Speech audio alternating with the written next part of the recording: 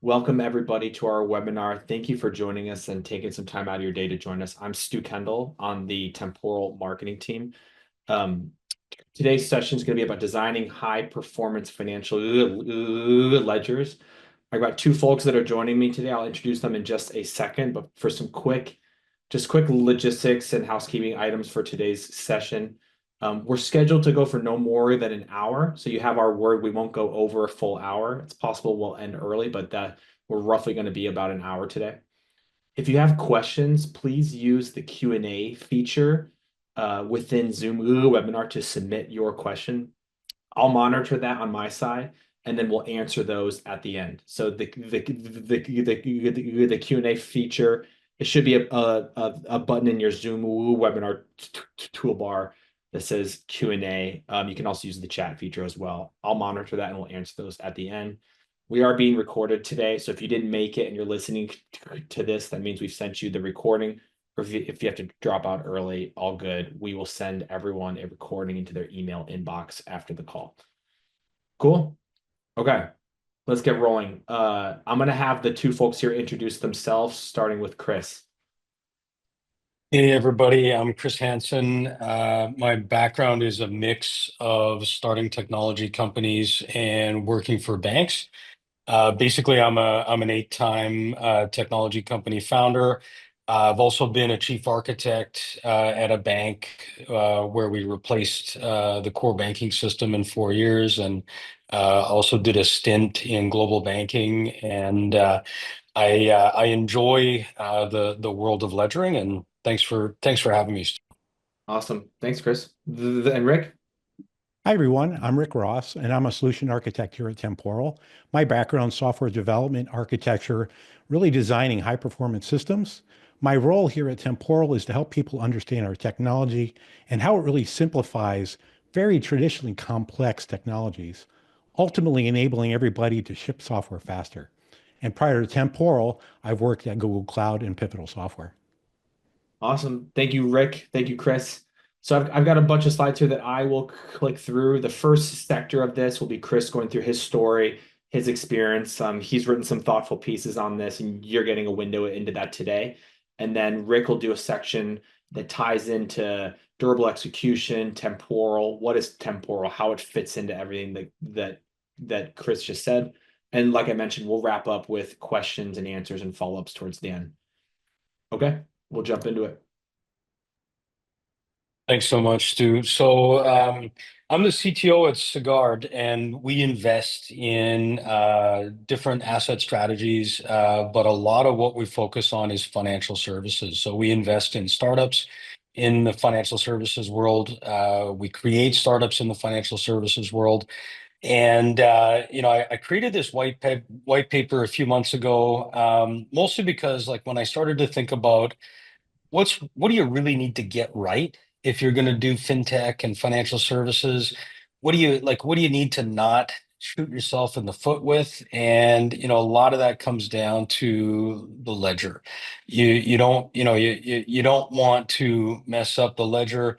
You don't want to lose the customer funds. You don't want to lose track of where the customer funds are. And so I thought I should put this piece out there. Having done hundreds of tech due diligence workshops, having built several ledgers myself, I just had a lot to sort of say about building ledgers and constructing ledgers, both from a more of a strategy lens, but also very pragmatically in the code. And when I started to think about like, well, what makes for a good ledger versus a bad one, and trust me, I've seen both.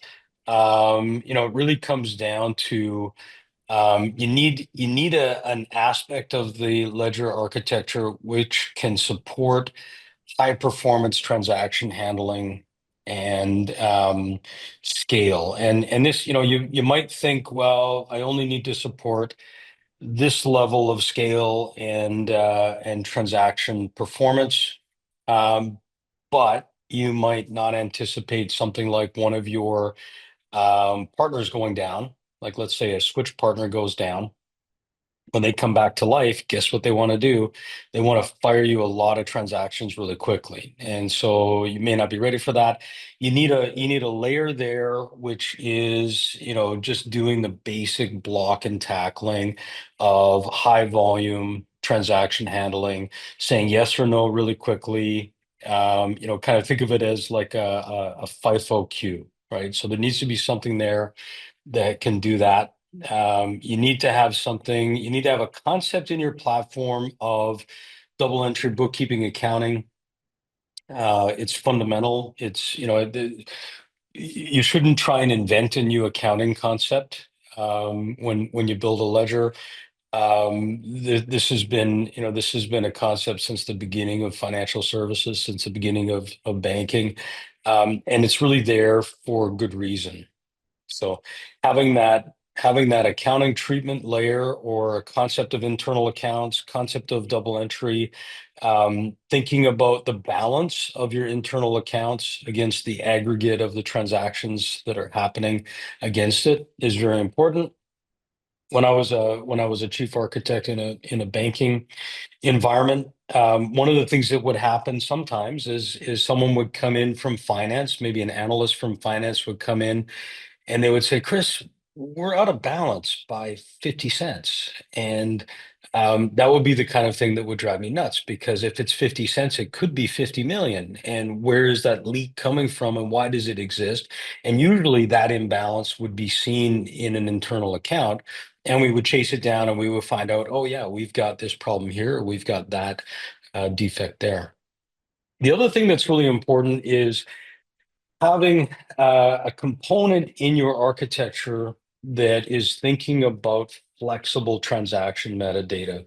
You want to be thinking about tagging that transaction with some additional information. So, for example, if it's a payment, you might also track additional metadata from the payment rail, an identifier from a payment rail. You might have some additional metadata about that transaction in terms of its reconciliation status. This is an unreconciled transaction. This is a reconciled transaction. Now, number one and number three here are kind of at odds, because you can't do something really fast and then also have a lot of rich metadata around it. But when it comes to building a modern ledger, you need to. And that's part of what I want to talk about today is how to achieve that. You need to do something really fast, and it also needs to be very rich and flexible. The reason I say flexible when it comes to transaction metadata is different payment rails require different types of metadata. And if you try and capture them all, it's not like Pokemon. You can't really capture them all up front. If you try and capture them all and define them all in advance, you'll be wrong day two, because the world of payments changes. You'll find a different provider, different bank, something else will change. Have to be really flexible with this metadata so that you are ready for that. When it comes to the immutable storage side of things, you need to have that layer of trust and reliable audit for troubleshooting. That's something that's a layer that also builds confidence with your partners. People have to trust your ledger. Your partners have to trust your ledger. People need to believe that those numbers are, what they are, what you say they are. When you close a period, people need to have confidence that that period is actually closed. You need to have a concept of how you reconcile, how you chase that suspense, how you close out that suspense, and how you resolve that period. And then everything is locked and closed, and you can move on. So that audit trail is essential for trust. And so when it comes to build versus buy, so I've talked to a lot of startups that have, when they first start to look at the problem that they're solving, they'll say, "Hey, we need a ledger." And ledgers are simple, right? Ledgers are easy. It's just a table. You just create a table for the transactions. That's the ledger. Well, I mean, based on the previous slide we just talked about, there's actually more to it than just creating a table and having a table of the transactions. That's called the transaction log. not exactly the same thing. If you're going to build it, my suggestion is to build it right and build it well. Think about all of these design elements that we're talking about today. But you want to build it when, the ledger functionality is a core product differentiator. You want to think about building when the ledger is at the heart of your solution. You need maximum control. You need to be able to customize that ledger. You need to build it when you have unique requirements that other solutions can't meet. I built a ledger in my last company, where I was the co-founder of Synctera, which is a banking as a service platform, and I aspired to build the world's biggest ledger as a service. And I knew that I had to do multi-tenant, and I had to think about all these partners, and I had to think about all these treatments, and I had to have the flexibility. And I did do a quick scan of what's out there, and I didn't see anything that quite fit what we needed to do, and it was very core to the solution. So let's build it. You want to buy a ledger when you're really looking at out of the box functionality. You want a turnkey solution, faster time to market. Maybe ledger is not at the heart of everything that you're doing. If you find a great ledger that does all the things you need it to do, and you can work with that, you can integrate that, you understand those products or solutions that you're working with, fantastic. The advantage of buying is you don't need to maintain it, you don't need to evolve it. You can, rely on your partner for that. You can take the updates. The other thing that I find when you buy a solution like this, there's a lot that's often included with these platforms. Things like, how the migrations work between versions, schema migrations on ledgers, between versions can be terrifying. And so, having a platform that does that, not having to invent that, can be helpful. And then also think about, when you look at the buy versus build, think about, what does it mean for my engineering culture to buy a product versus build one? Some engineering cultures are very much, let's build everything here, and they build a culture around doing that well. Some of the products you might work with, some ledger products, are very, vendor services specific. You can't actually touch that component. You have to call the vendor. How does that vendor culture interact with your engineering culture? Something to think about. And then product velocity. How easy, if I buy this ledger, how easy is it for me to add new product, change product? As a recovering chief architect from the banking sector, I still have, nightmares about all the things that we couldn't do given the vendor mix that we had and the legacy software that we had in place. If your ledger is old enough to have grandchildren, it's probably not going to be super flexible around product velocity. And I've been there and I understand that. And I would hate to see someone making a build versus buy decision and ending up in that, same situation. The other thing to consider is a regulatory design. Regulators like to see things that they've heard of before and like to see things that they understand. What I advocate in my white paper is, just really differentiating between your enterprise general ledger, which is really what faces the regulators, and this is where you would do, all of your Basel treatments and all of your regulatory reporting. Your asset liability analysis would all happen in that enterprise general ledger, and a sub ledger focused on, a specific business. Your sub ledger maybe is something you build or buy, something that's more engineering focused, and your enterprise GL is maybe something that's a bit more, off the shelf enterprise. So I share some case studies and real world examples. Mostly these are, kind of previous scars, from previous experiences. So I mentioned, at Sagard, we're a fintech investor. I've seen a lot of ledgers, good and bad. I mean, I think at one point I was doing about 150 technology due diligence workshops a year on fintech businesses. So I would see a lot. I would provide some coaching along the way.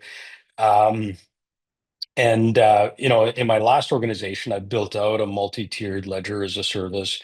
and built to a significant scale, that multi-tenanted environment. We really had to build, like I had to build a few key components, and this is now kind of reflected in the thinking of what makes for a great ledger architecture. We built something really good at being that bastion of yes or no, and balance. And we built another layer, specifically for the metadata and kind of the robustness. And we spent, probably about 2 years building out a reconciliation engine at my last organization. And it was really tough. And, the reason that building reconciliation is so hard is that payments are really messy, particularly card payments, particularly when you don't see both sides of the transaction. And, we spent a lot of time, a lot of great engineers, worked really hard for a long time to get that working and get that right. And I would say that probably my lessons learned on that. Really, it's very easy to underestimate things like reconciliation. There's a long tail of reconciliation that's never easy. The other side of it is, when you think about reconciliation at scale, if you're automating 80% of all the reconciliation, it means that 20% of the work has to be done by human beings. Now, add a few million or tens of millions of transactions to that, that becomes a lot of human beings. And so, really thinking up front about what can we automate, how can we automate. Some of the thinking I'm doing these days is about, applying AI to help with reconciliation, and, think of it as kind of better fuzzy matching around recon. Bank modernization, I was a chief architect on a program where we spent 4 years working on a ledger modernization initiative. The legacy ledger was very old, 30 years old, was kind of crumbling. We wanted to build a new ledger and launch a new ledger. And we wanted to launch that in one weekend. After 4 years of work, about 1 million customers converted. I would say the key to success on that project, first of all, a big bang migration can be very scary.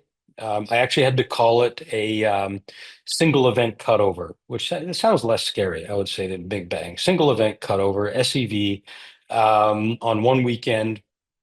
It's very scary, mostly because the amount of testing that you have to do to make sure that you're getting it right is significant. So we did 8 dress rehearsal cutovers until finally going live.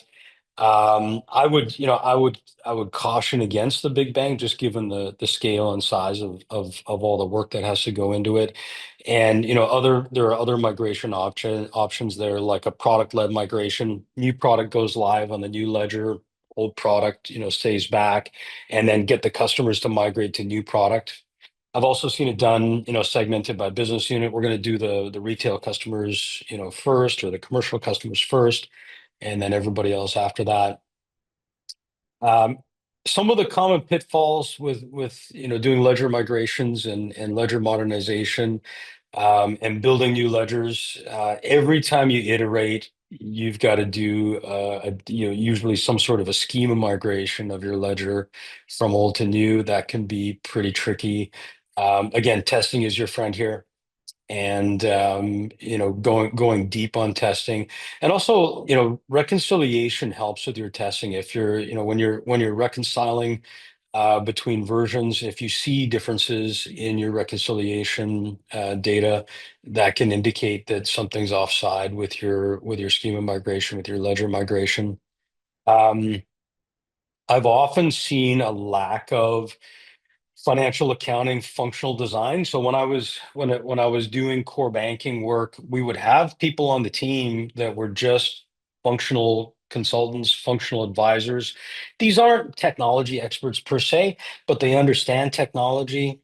They're really financial accounting experts. They're really core financial structure experts. these would be the people that would say, hey, this internal account needs to be like this, and this fund, these funds need to flow in these ways. They're really important, particularly if you're building a ledger. You really need one of those people on the team. If you look around the team and you don't see one of those people, I would stop and find one and get them on the team and continue. The other thing that I've seen is that lack of flexibility around payment schema. We think we know what the payment schema should be, but reality is usually different. And even when you've got a pretty good schema, there's always some weird transaction that'll throw it off. So think about those weird transactions up front and be ready to be flexible.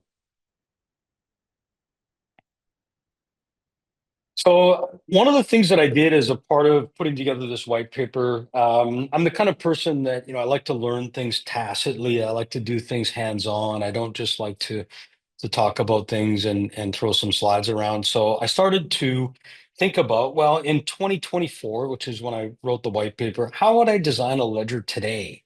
And, are there like off the shelf things that I could kind of bring to bear here? Something fast. And so I started to look for something fast and something that could be that sort of bastion ledger that handles accounts and amounts and balances really quickly. And I found this project called Tiger Beetle and implemented Tiger Beetle and I created a few million fake accounts and started to really analyze, how do they think about this core locking logic in the FIFO queue at the ledger. And I was quite impressed with the performance there. I started to think about this other layer, the accounting layer, that robustness layer, this, rich metadata management.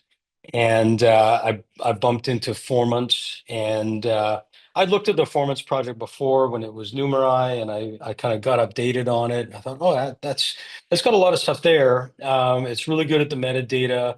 You can apply your accounting treatment, and then like things like reconciliation and migration are part of the platform. Batteries are included. You don't have to build it. But then, I've got something really fast and I've got something really robust. And I'm like, there's an impedance mismatch there. How do I bind the two together? How do I like make sure that the two are connected and that I'm not, losing transactions in the process? And this is where I started to look at Temporal. I've been following Temporal for quite a while, and I'd had some of my engineers in my previous organizations working with Temporal. And I thought, well, maybe this is the answer. And this is kind of where, that transaction durability layer came in to my reference architecture. I needed something fast and I needed something robust. Well, the fast thing was really fast. Like Tiger Beetle was really fast and 4 months was really robust, but not as fast, but could catch up. And the way that it would catch up is with this durability layer that would, once this transaction takes place on Tiger Beetle, would basically follow through and make sure that the metadata was added to 4 months. I think of it as the glue, between the two components.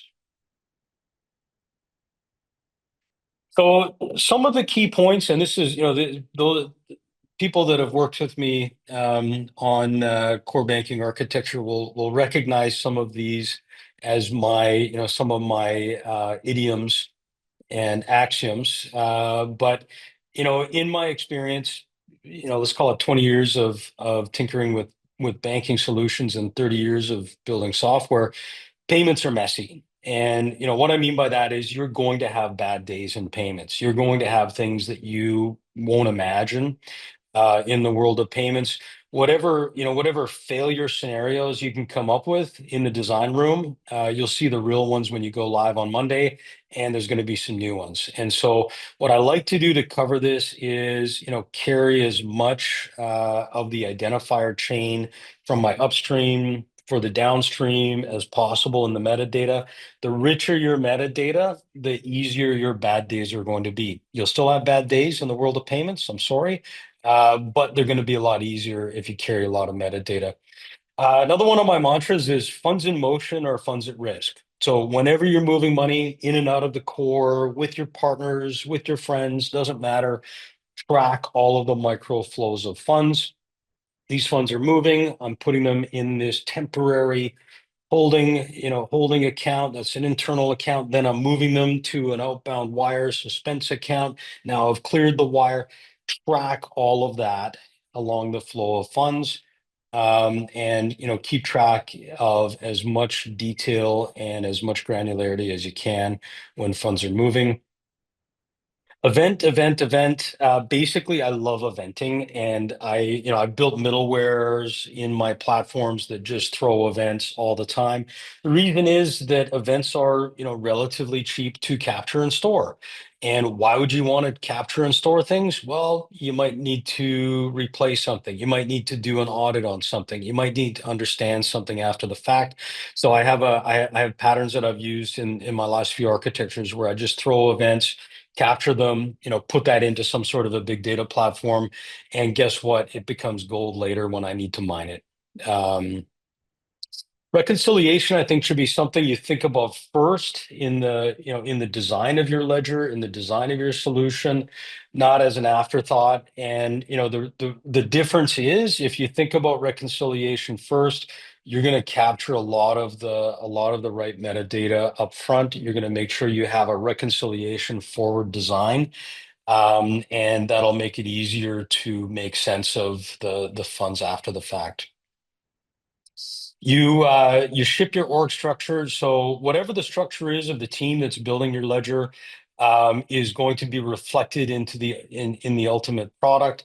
And so this comes down to having the right domains. So draw up your domains well, have the right teams on the right domains, have the functional accounting expert or experts in the right places, weighing in on the right topics. And then I like to test performance very early, like do an initial proof of concept validation. Yeah, we've got the right architecture here for performance.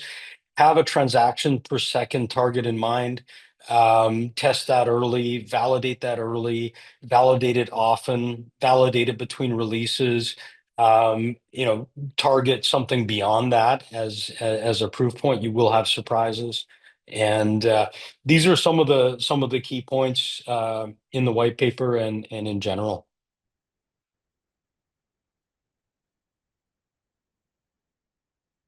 So when it comes to the durable execution layer, which my friend Rick is going to talk about next in more detail, for me, this was really about, if I've got multiple components in my ledger architecture, I can't afford to be dropping transactions on the floor. Like, it's not enough for me just to process that kind of bastion layer, that high performance layer, that high speed layer, and then drop the rest on the floor and be missing the metadata, be missing the reconciliation data, be missing the regulatory information that I need to support that transaction. And so I need something that is the glue between these components that can keep up, something that can, ensure that there's integrity there. And, like I was saying, payments is a messy business.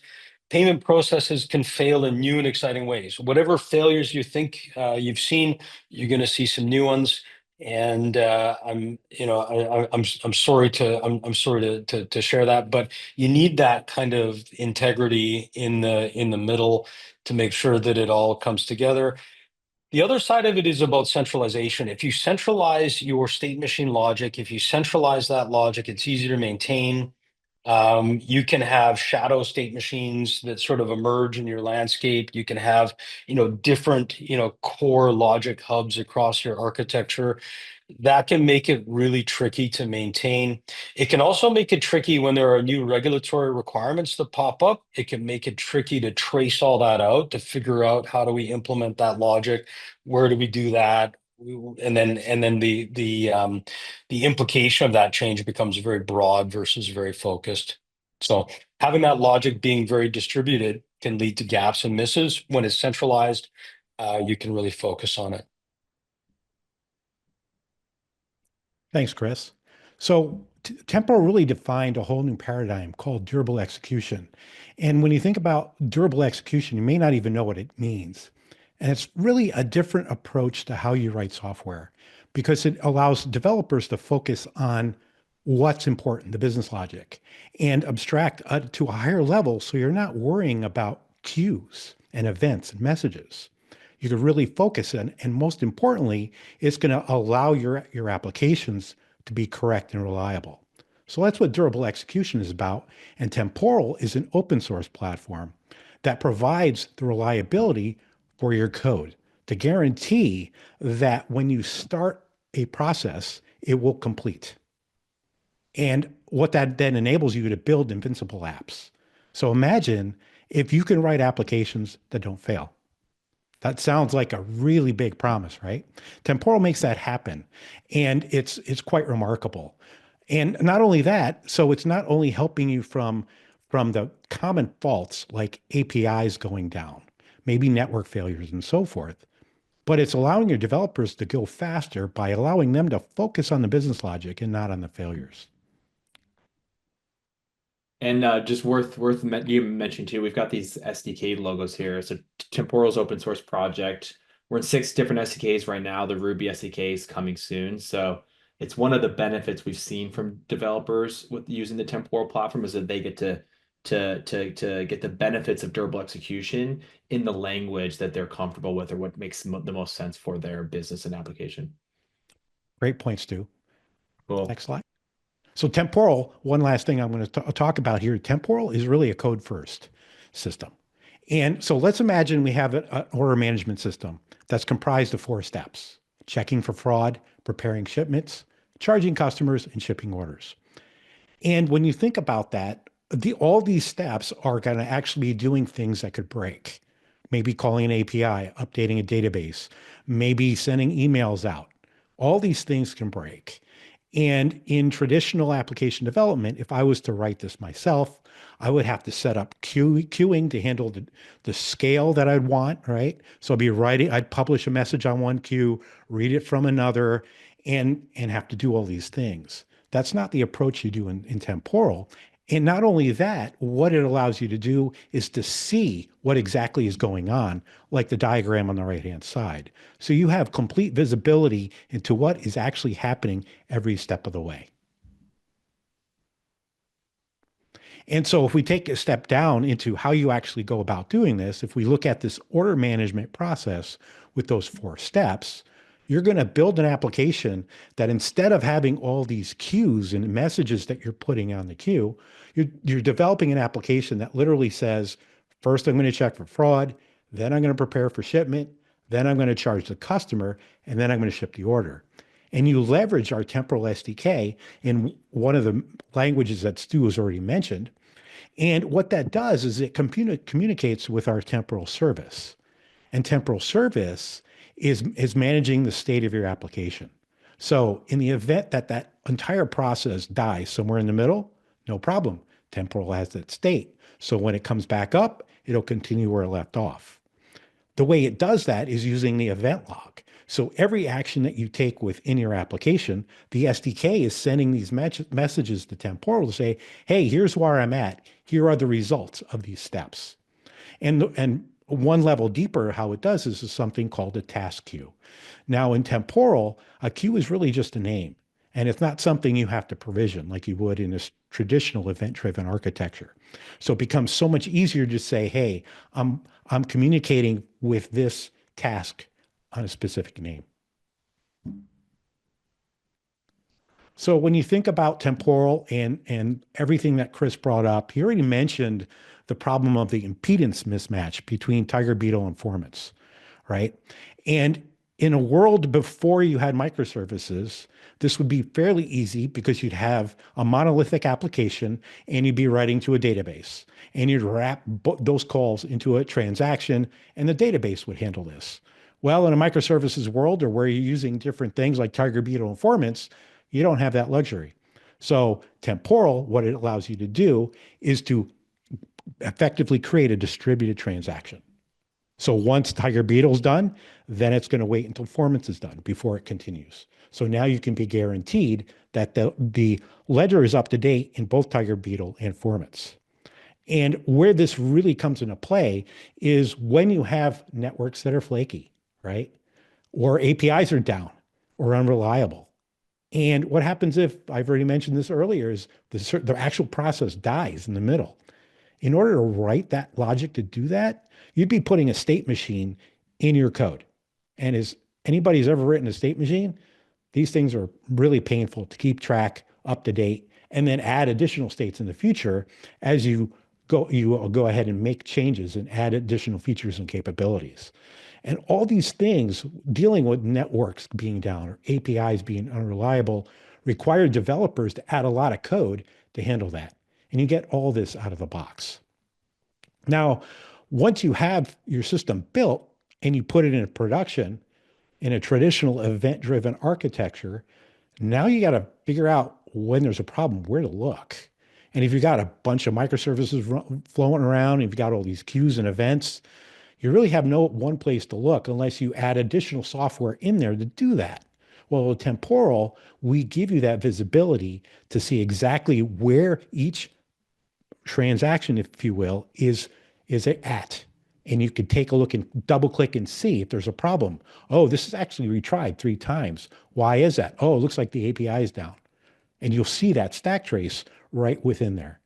Not only that, you want to be able to measure the health of the system. How do you know that your system's actually running and performing correctly and accurately? Temporal has that built in. And then how do you know the performance? Am I achieving the number of transactions per second that's required to offer the business?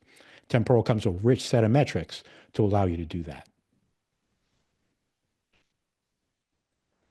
So we had a payment processing company come to us, and they were struggling with their process. They had these pain points for scaling. Tremendous volume coming in of handling payments. How do they deal with that? Not only that, their payment processing was actually quite complex. All these payments were in flight, waiting for other events to signal them before they can move on through the payment process.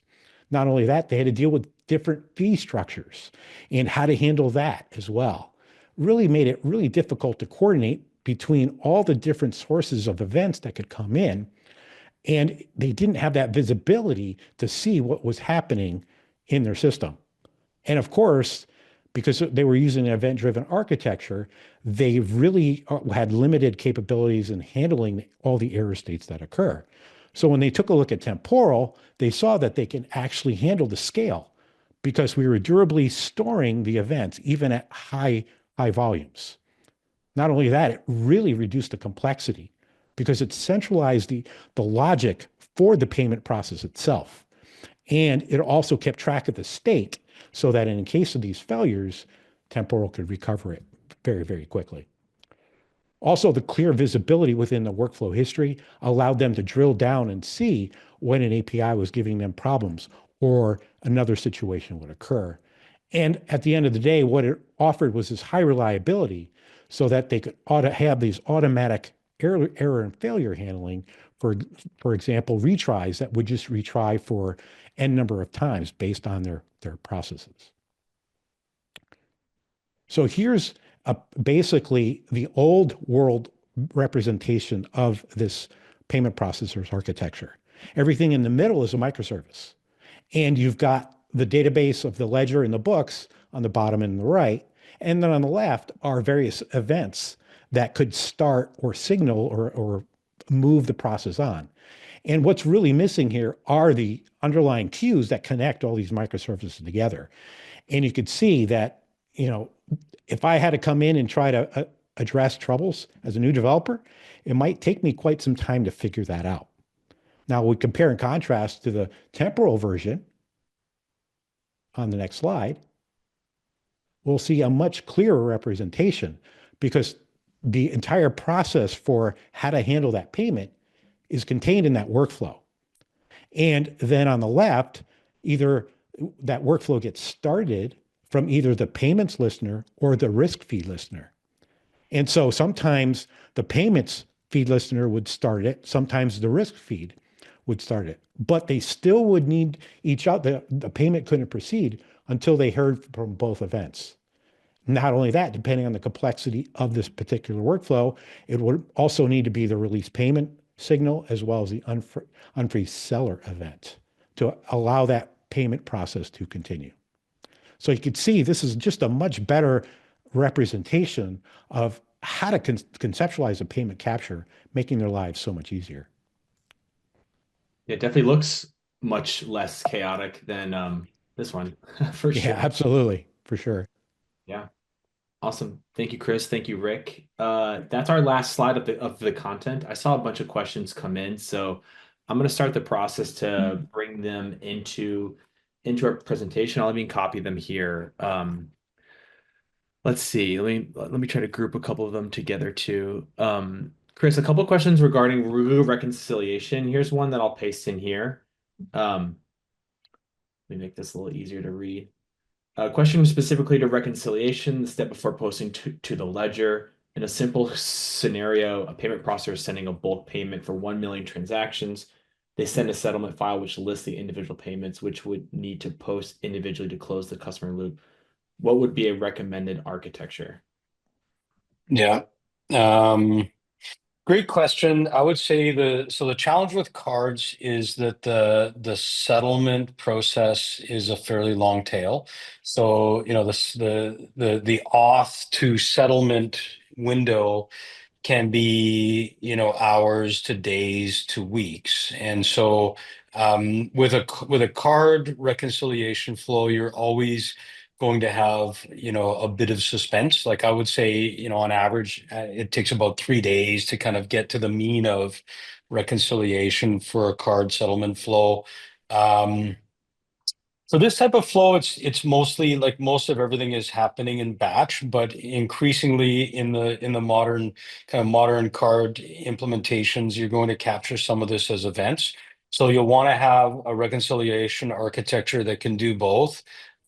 Capture the events, subscribe to the events. You might get a webhook from a modern uh, processing engine to give you some of those settlement activities on the card from events. From a customer experience perspective, it's great to have that settlement happen in as real time as you can get, so that you can so that customers can see that transaction, which was an auth hold, is settled out. The settlement is also quite often not the same amount as the authorization. It can be less, it can be more, it can be different. There can be a reversal that comes in. So this is a fairly messy reconciliation flow in general. And so from an architecture perspective, I would say, have the ability to settle this out with batch, have the ability to settle it out with events. Be prepared to run a fairly long tail here of suspense for your reconciliation flow. Human beings typically look at that suspense after a period of time, so that they can say, did something go wrong here? Was there a reversal that didn't hit? And then you get a lot of weird edge case scenarios here where you might have a reversal that comes in for an account that's been closed. What do you do with that? How do you land that? So you'll think about that with your reconciliation suspense flow. Have a bucket for those, sort of stranger scenarios.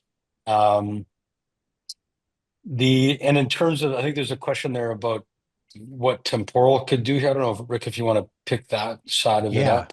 Yeah. What's really cool about Temporal is those 1 million small transactions could actually be 1 million workflows running. And unless they are actively engaged, it doesn't consume any resources. So as as these workflows, these small transactions get started, imagine 1 million transactions running or workflows running.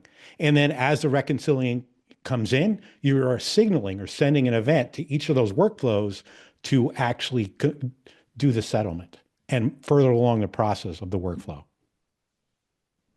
Cool. Thanks, y'all.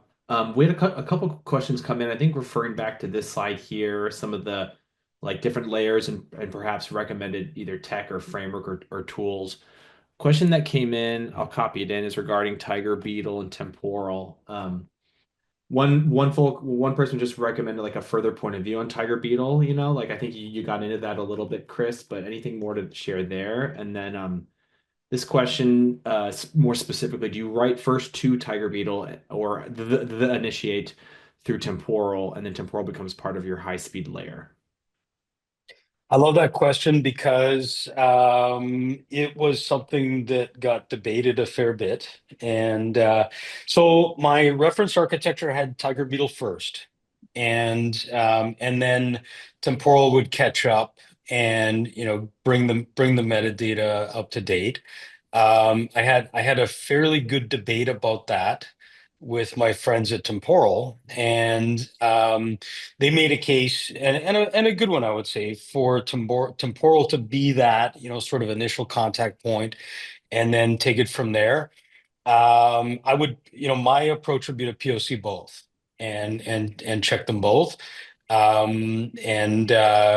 think it comes down to what is the complexity of that overall transaction, and what are the failure and rollback scenarios.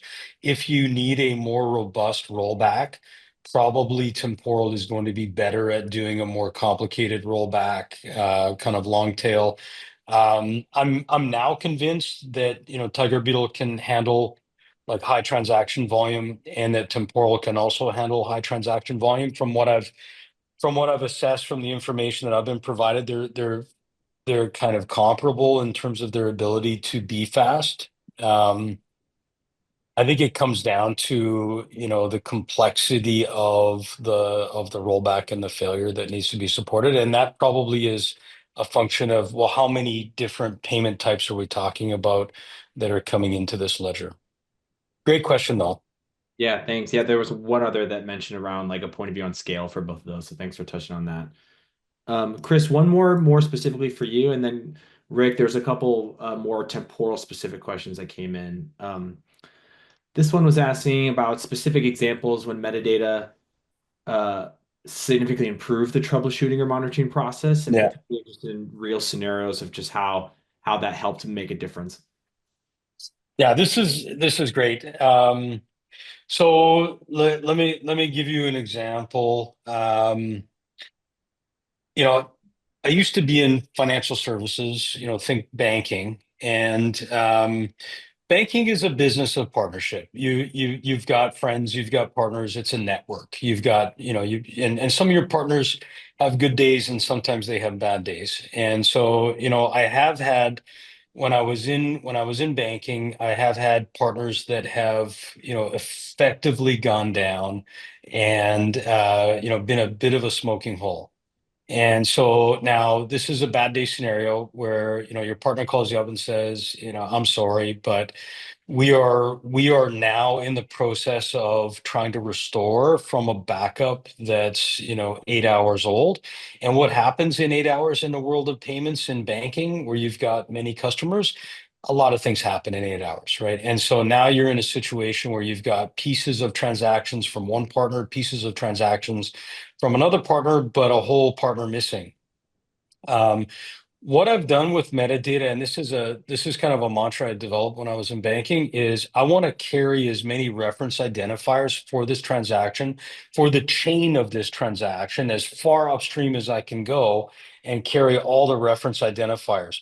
In a scenario where you're rebuilding, what happened over that 8 hour period, if I can get some of that, one identifier from an upstream provider, get their, logs, get their data, get their history from another provider, get their data, get their history, I can now start to correlate the missing piece.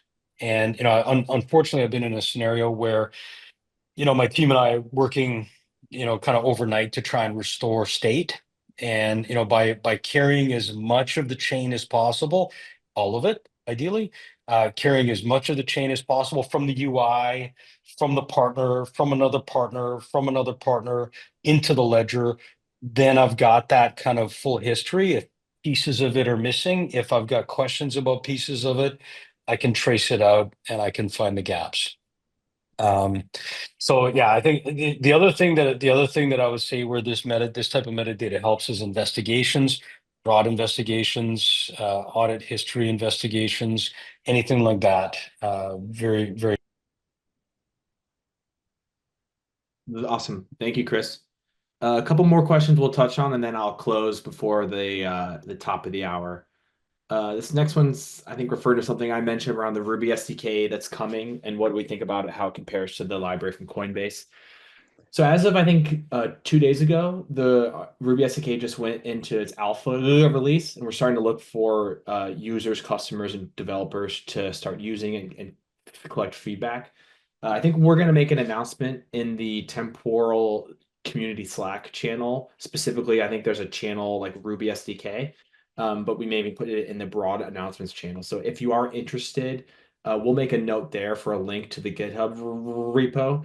And if you don't see it or need more information, feel free just to reach out to us, either responding to the email after this or just get in touch with us through the website and give more information there. With respect to the comparison to the library from Coinbase, I do know that the SDK that is coming out from Temporal is full feature parity from the other SDKs. So it effectively brings the entire Temporal platform within the Ruby library. And like I think from what I've heard from users and customers that have been using the quote unofficial Ruby SDK from Coinbase, I think they've had a lot of success. They've benefited a lot from it, and this SDK coming to market is just building on top of that. Cool. A couple more temporal focus questions. Rick, I've got one for you. Okay. About if you have an opinion on how temporal may differ from other frameworks or tools like Akka, Spring Batch, Camunda, and more. Yeah. So I haven't used Akka. Spring Batch really doesn't have the durability that Temporal has, right? If that batch breaks somewhere in the middle, I don't believe Spring Batch is going to be able to recover in the middle. Temporal can. So I think that's a big point. And then Camunda, that is really a DSL or visual based format, whereas Temporal is code based. So if you're a developer and you like to write code, you're going to prefer Temporal over Camunda. Camunda's also, I think, recently changed their licensing and has is so if you're on Camunda 7, there's one version of the license and is no longer being supported. And in version 8, they changed the licensing. So let me put it this way. Anything you can do in Camunda, you could certainly do in Temporal. There's things in Temporal you can do that you can't do in Camunda because of that DSL. And a lot of what our customers do, if they do have people in their organization that do want to drag and drop, they create a very specific DSL for that solution, the problem they're trying to solve, not trying to boil the ocean. And then they'll have Temporal actually execute the DSL. Awesome, thank you. One more with respect to temporal. I think we covered this briefly, but I'll flash the question. We can give a more thoughtful answer. Is temporal free, or how much does it cost? Rick, I could start if Yeah, you go want to for add. it. The Temporal is an open source project, so you can go to our GitHub repos, download the project in the SDK language of your choice. We've got links to that all over temporal.io and into our doc site. So a ton of information there to get started in the open source program. And actually, all of the components in the reference architecture that I put together have an open source kind of open source forward angle, which I'm also an open source contributor and open source developer, and I think this is the way forward in financial services is open source first. Yes, commercial models make a lot of sense as well, but having that open source code out there really makes it a lot easier to make the right decisions about, which solutions belong in your stack. Yeah, that's great. And then for folks that do head to the site, if you see a thing called Temporal Cloud, um, Temporal Cloud represents um, our cloud SaaS offering for the temporal service. So there's a slide that Rick covered that walked through um, the differences between what you get from the temporal SDK and the temporal platform and workflows and having some of the core functionality of temporal in your SDK built on top of the open source project. That remains true whether you're self-hosting or not. And then the temporal service, you have the option to either self-host that yourself. We have a ton of customers and developers that makes the most sense for them. But we offer a service called Temporal Cloud, where it's a pay-as-you-go cloud offering. It comes with a ton of extra reliability, scale, security, a lot of these things built into the service that it's great for customers that either A, don't want to build this stuff themselves, either don't have the time, energy, resources, money to maintain these things yourself. We see a lot of customers that are using Temporal Cloud because they've got mission critical revenue generating applications. Like their business is being built on top of Temporal, and they would effectively like to outsource the scale, the reliability, the durability, the security, a lot of these things to Temporal Cloud's offering, and that you get that trade off is worth the investment in Temporal Cloud.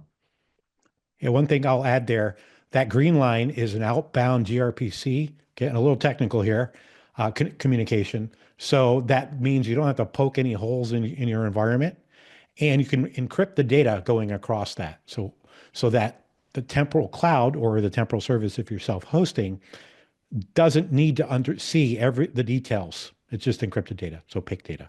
Yep, that's a great point. Um, okay, I'll wrap us up. A couple key things for folks. Um, we had some questions that came in for this too. You will get a link to Kris's white paper. It's fantastic. I've read through most of it. It's really, really thoughtful. It covers a lot of the things that he covered here in a ton more detail as well. So we'll have a link to that in the follow-up email, as well as a link to the recording of today's session. If you're interested in getting started with Temporal Cloud or Temporal as the open source project, head to temporal.io. The links to the open source project are there. And then for folks that want to just get started with the cloud offering, there's a promo going now with $1,000 in free credits that is good to take advantage of.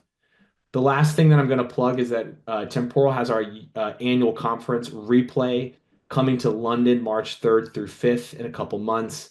We've got a promo going, webinar 75. If you do, if you're interested in attending replay, the usual ticket cost I think is like $250. This will discount that down 75%, so it's fairly affordable. Replay.temporal.io to learn more about that conference and buy a ticket if you're interested. Awesome. Thank you again for everyone that joined us. Good questions, good commentary. Thank you, Kris, Rick, for the thoughtful presentation. Thank you all. Thanks, everybody. Thanks, everyone.